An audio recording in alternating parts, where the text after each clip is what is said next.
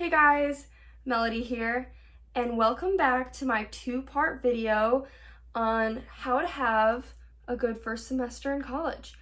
So if you haven't already, check out part one because that covers getting involved on campus, networking, time management, maintaining personal health, and more. And now we're on part two, which in my opinion is the more exciting part to talk about. The social aspect. So that'll be covering making friends, relationships, and just being your authentic self. So let's get started. Number one, go to your week of welcome events. You don't need to go to every single one, but at least go to the one on the first night you move in.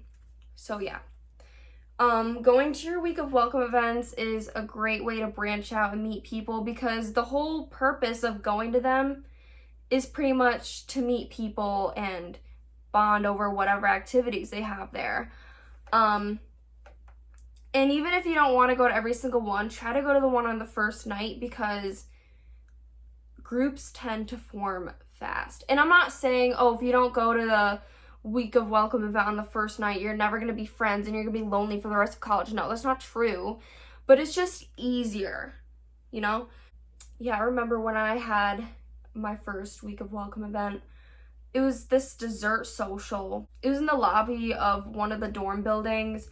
So my suite mates knocked on my door and they asked my roommate and I if we wanted to go with them to the dessert social. So we were like, yeah, hell yeah.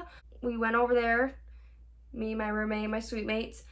Okay, basically, for those of you who don't go to U Tampa, basically what suite mates are the people that you share a bathroom with. But anyway, yeah, so we went to the dessert social, and then there were so many people there, so I was like, oh my god, like, who do I talk to? Everyone's already talking to people, like, what do I say?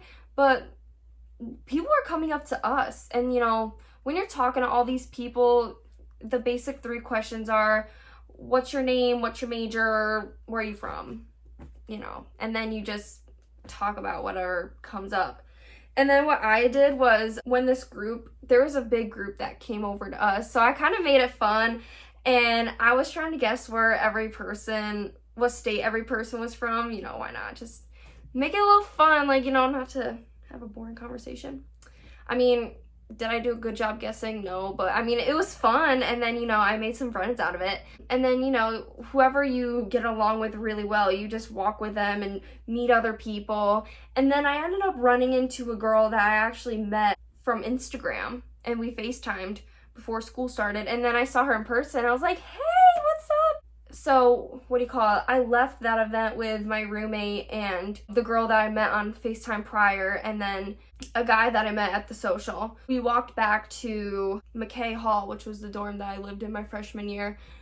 And then we were sitting outside of McKay in the back, just talking, hanging out. And then these three guys came over to us and they were like, oh, hey guys, what's up? Like, we just want to introduce ourselves, blah, blah, blah. And then they hung out with us. And then, you know, we all went to, what was it called again? We went to the grill and we all got dinner together, and my suite mates joined too. Like, we all got dinner together, bonded, and it was really fun. We formed this big group chat, and then as we were meeting more people, we kept adding people to the group chat.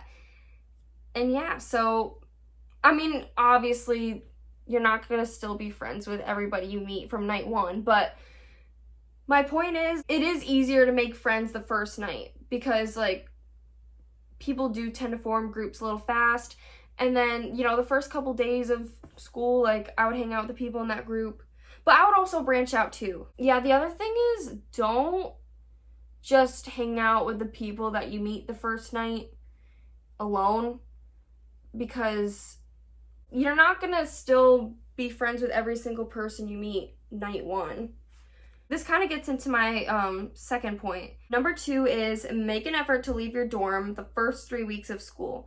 During that time, meet as many people as possible. And yes, this is crucial. The reason why it's so important to meet as many people as possible is because you're not going to stay friends with every single person that you meet. People are going to fall out. People are going to form their own groups. They're going to realize who they like and who they want to be friends with. I'm not saying that if someone doesn't stay friends with you means that they hate you or anything. It just means that you guys might not have the same personality type or whatever. So the people who will stick around for you are the people that like you for who you are. So that's why it's important to branch out. Just don't hang out in your dorm, because the more you hang out in your dorm, the less opportunities you're going to have to meet people. So like I said before, go to the week of welcome events, talk to the people you sit next to in your classes, join clubs, meet friends of friends. You could meet the people on your floor, knock on people's doors, or if you're hanging out in the lobby or the common room, go up to people in there. And here's something that I did that I don't think you'll really hear from a lot of people. So when I did my laundry the first time on campus, instead of going back in my dorm and waiting for it to end, I hung out in the laundry room and I would just talk to whoever else was in the laundry room. And I did this a couple times at the beginning just so I could meet people and not just be alone in my dorm. And then actually the first time that I did that, I met a couple people that were also in the laundry room, and then they invited me out to dinner with them. So it was really fun. You literally just have to put yourself out there, because like I said, in your dorm, people aren't gonna see you, okay? You gotta make sure you're seen. Put yourself out there, say hello. So yeah, there's a lot of different ways that you can meet people. You just have to be willing to put yourself out there, talk to people. If you're not an extrovert, pretend that you are, okay? Trust me. It will get you very far. Number 3 is don't get into a relationship the first semester. I strongly recommend against long distance relationships as well. Oh yeah, so this is very true. Don't get into a relationship your first semester, because, like I said, your priorities are school, making friends, and having a good ass time. So does a boyfriend or a girlfriend fit in those 3 priorities? No, it doesn't. So put that on the back burner. You don't want to waste energy on a person that you literally just met. When you're starting college, you really need to make sure that you're branching out, because that's what I just talked about. So when you're putting all of your time into one person, you don't even know if things are going to work out between you guys. Guess what? You're missing out on the opportunity to make friends. So don't do it. And then who knows, that guy or girl might cheat on you anyways, so you can just worry about relationships the second semester. Don't worry about relationships. Not worth it. And then long distance relationships, that's even worse, in my opinion.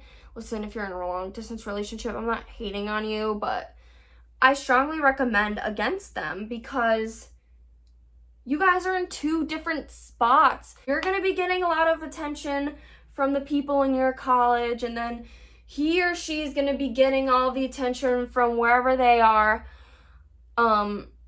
You guys can't see each other. You can't make any memories together. You're going to have to worry about constantly calling this person just to check up on each other. Like, communication is key in a long distance relationship. But honey, your 3 priorities are school, making friends, and having a good ass time. So it's going to be pretty hard to keep that up. And why, like, what's the point of being in a relationship with somebody that you can only see 30% of the year? Like, come on. When you're in college, and if you have a boyfriend or girlfriend long distance, you're in school 8 months a year, and then you're home 4 months a year. 1 month for winter break and 3 months for the summer. You're only going to be able to see this person 4 months a year.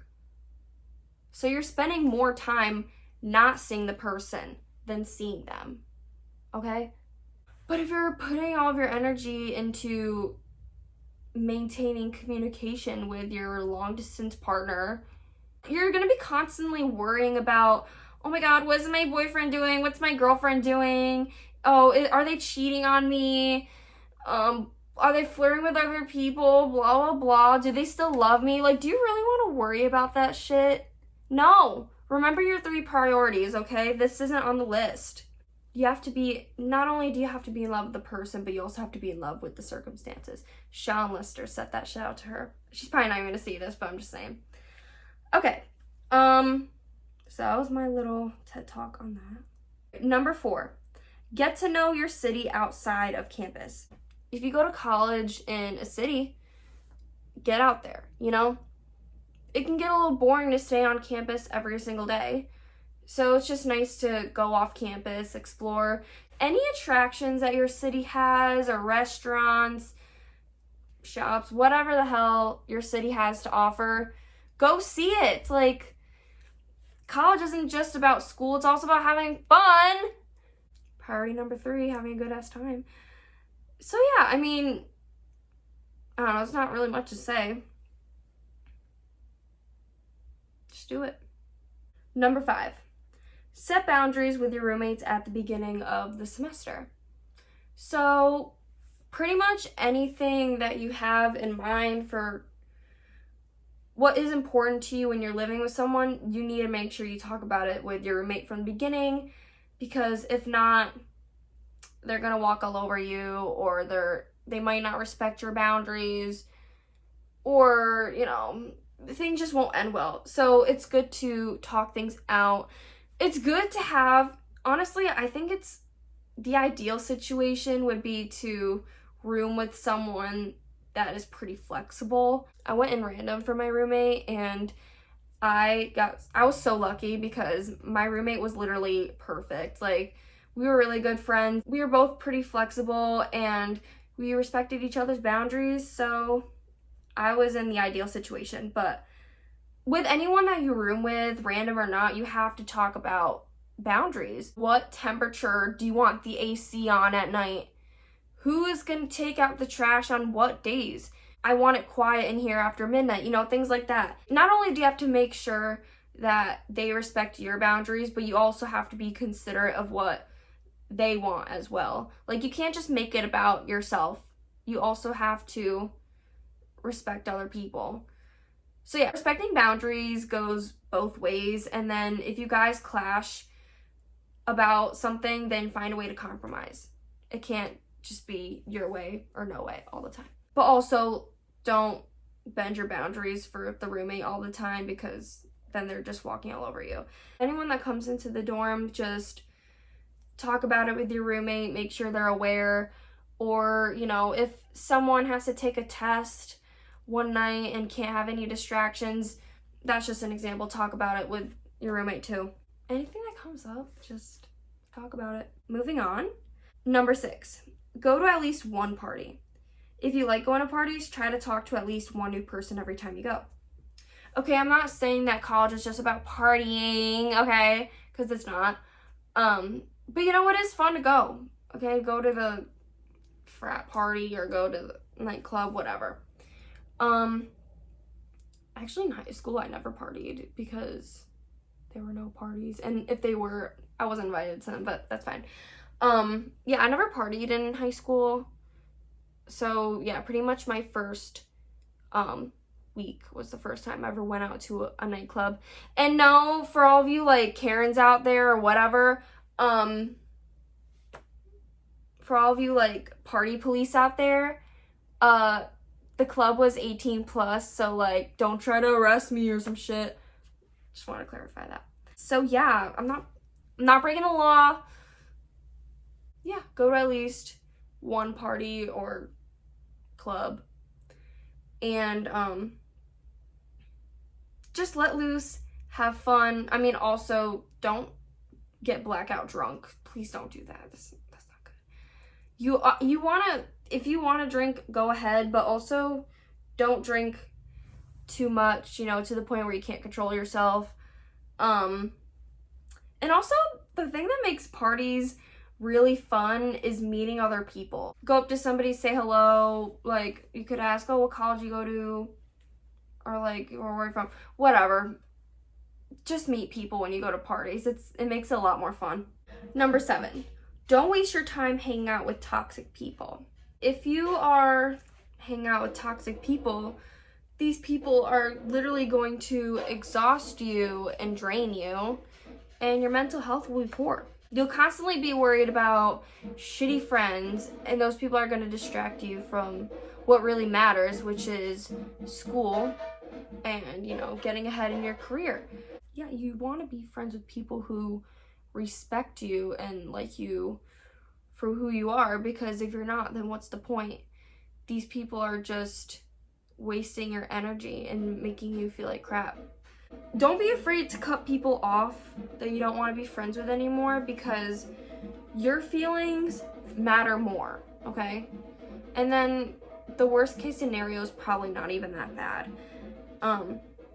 Yeah, so you just want to do it for your long-term happiness, because you don't want to be wasting your time in college hanging out with toxic friends. Number 8, forget about your past self because no one knows you. Be the person you want to be.